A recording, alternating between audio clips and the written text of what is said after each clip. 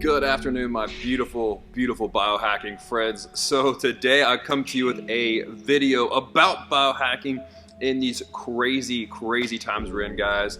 I know you're probably like me. My mental diet has been crap lately. Everywhere I turn, it's just negativity coming from every different place. And guys, some of it's very warranted. I mean, we do need to take what's going on with precaution, and we need to take it with a dose of seriousness. The corona craziness, as I'm calling it right now, guys, it's causing people to panic, and it's causing people to do a lot of strange things that are not normal. We'll just put it like that. It's probably the most political correct thing I can say right now without just venting. But today I want to bring to you something, guys, that's very important. When we talk about biohacking, it is just that. It's understanding a complex system and how to take it to its highest capability. Right? So in these crazy times, what's going on is people are freaking out. People are going crazy about everything around them. So today I want to bring you guys 5 tips to de-stress in the craziness, guys. Here's why. Your stress directly impacts your immune system. Your body's ability to fight off disease is directly impacted by how much you're freaking out about the disease and how much you're freaking out about no toilet paper, no groceries, no just the craziness, the school's shutting down, like all the things that are going on right now in the world. Your stress is directly impacting your body's ability to fight off disease. So guys, the first thing that I want to bring up today in my 5 tips, the first thing you need to do is become aware. Become aware of your own stress. In any stressful situation, the first thing you have to do is back away and say, wow, okay, I'm really stressed out right now. Like, I am really, really like just frazzled and fried, and like I don't know what to do. Like, you need to step back from that and realize, okay, this is just stress. Now, what can I do about this? What can I change about what's going on right now? Like, okay, I am stressed. Let me do something about it. That's step 1, guys, is creating awareness around the stress. Then after step 1, you say, okay, I'm stressed. Like, what do I do?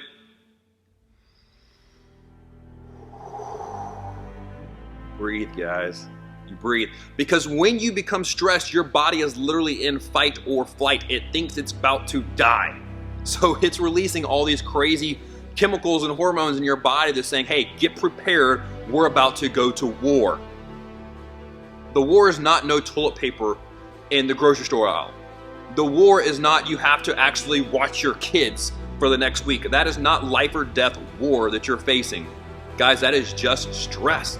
But our bodies don't know the difference between mental stress and physical stress. Like, we have these thoughts in our head that create anxiety, and from that anxiety, our body just goes into a state of fight or flight. And your body literally thinks it's got to prepare itself or it will die. Okay? So what we have to do is we have to calm that down, and we do that by breathing. My favorite form of breathing is box breathing. And I will put an illustration, let's see, I'll put it right here. Yeah, I'll put an illustration up here about how I actually do box breathing. So if we think about it, we picture a box in our mind. A box has 4 sides, correct? All right, so on that first side, guys, I like to take it one step further than just the bare minimum. If we look at that box, we picture 4 sides. On that top box, top line, just picture the number 5. So breathe in 5 seconds. Now hold 5 seconds. Breathe out 5 seconds. Now hold 5 seconds. Now, if you repeat that over and over, and guys, it doesn't take long, but if you repeat that, you will literally feel your central nervous system calming back down. It's a very easy trick to tell your body, hey, we're not going to die.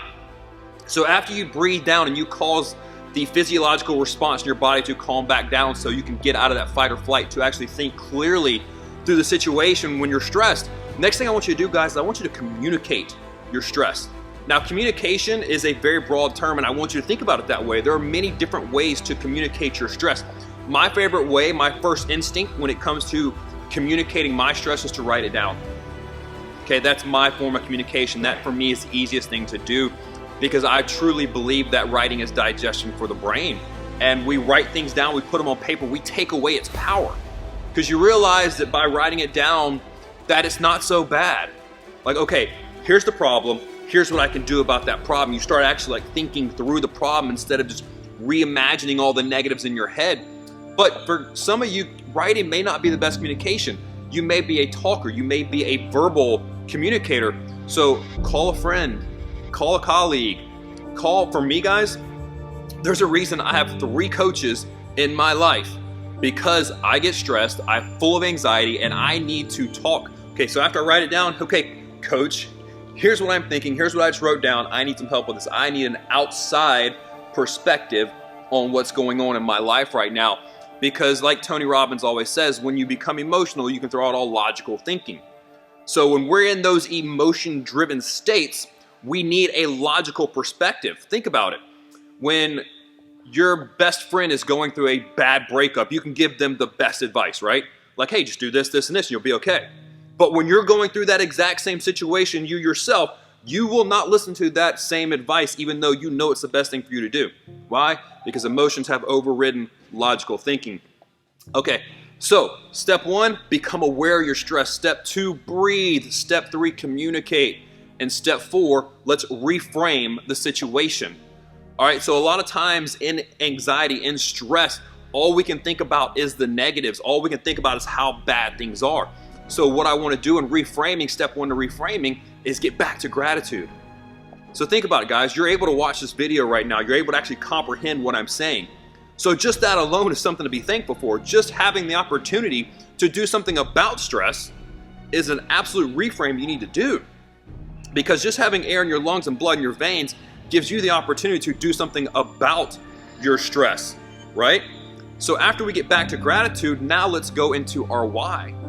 Why are we fighting in the first place? Why are we pushing through the stress? Why are we trying to become better and fight through this in the first place? Okay, why am I doing this? Who am I fighting for? Who is affected if I let stress overcome me and I give up right now? Who's affected by that, right? Let's think about that. So step 4, gratitude and why. Step 5, keep moving forward. I think this is a step that most people will have trouble with, is keep moving forward, because in times of stress, in times of craziness and anxiety, we suffer from paralysis by analysis. We're trying to figure out all the right things to do instead of just doing. So once we become aware, we breathe, we communicate, and we reframe, at that point, guys, it is time to start moving forward. We've done everything we need to do, and we figured out a solution, so now we need to start moving forward. This is the hardest part, because a lot of times in stress and anxiety, we start doubting. We become very negative. Our mental diet is just suffering at this point. So we suffer from paralysis by analysis, and it keeps us from moving forward because we don't believe that we can move forward. But guys, you got to remember, action breeds clarity, right? Only through taking actions can we get out of this hole. Only through taking actions will we gain clarity on how to address the situation. So I think that's the biggest stumbling block for most people, is when they're stressed, they stop acting. They stop moving forward. And guys, look, I'm not saying like you just need to go out there and just run, start doing things crazy, start selling everything. Like, I'm not saying just take stupid action. I'm saying that after you do the first 4 steps and you've talked to a coach and you've written down your problems, you've decided on an action plan, you need to start moving forward. Make sure those actions align with your goals, but you've got to move forward, right? I've done other videos on this. Go back and watch them. But that's step 5, guys, is just keep moving forward. We can't control the craziness in the world right now, but we can control how we react to the craziness. Guys, we're here to make the world a better place. We're here to be the hero, right? Well, now's the opportunity to be that hero. Now's an opportunity for us to step up and say, you know what? I'm gonna be the calmness in the craziness. I'm gonna be the helping hand when others need me right now. I'm gonna be the one that helps guide people, even if it's nothing more than presenting calm energy in the craziness. I'm gonna be that person. Why? Because my world needs me to be that person, right? So guys, that's the step right now. Just keep moving forward. So in recap, become aware you're stressed, okay?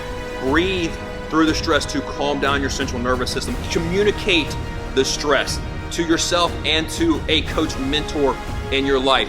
Reframe the stress, get back to gratitude and your why. And then step 5, guys, is keep moving forward. Guys, that's today's biohacking video for you. I hope you got something from it. Leave me some tips below on your favorite ways to de-stress. In the meantime, go love, serve, change the world, and be the hero you were destined to be. Love you guys.